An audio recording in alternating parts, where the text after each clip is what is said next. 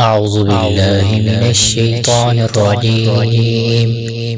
بسم الله الرحمن الرحيم. ألم تروا أن الله سخر لكم ما في السماوات وما في الأرض وأسبغ عليكم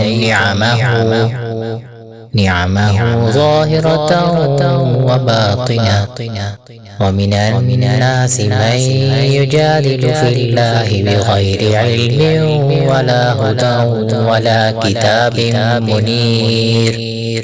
وإذا قيل لهم اتبعوا ما أنزل الله قالوا بل نتبع ما وجدنا عليه آباءنا أولو كان الشيطان يدعوهم إلى عذاب السعير.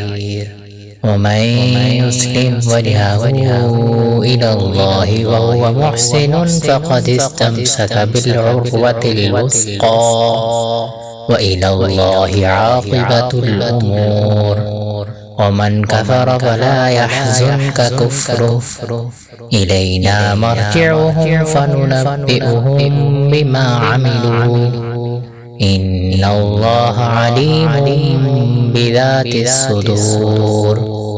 نمتعهم قليلا ثم نضطرهم إلى عذاب غليظ. ولئن سألتهم من خلق السماوات والأرض ليقولن الله قل الحمد لله بل أكثرهم لا يعلمون. لله ما في السماوات والأرض إن الله هو الغني الحميد. ولو أن ما في الأرض من شجرة أقلام والبحر يمده من بعده 7 أبحر ما نفدت كلمات الله إن الله عزيز حكيم.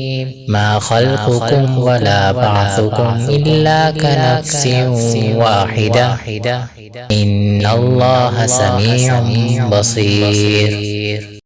ألم تر أن الله يولج الليل في النهار ويولج النهار في الليل وسخر الشمس والقمر كل يجري إلى أجل مسمى وأن الله بما تعملون خبير.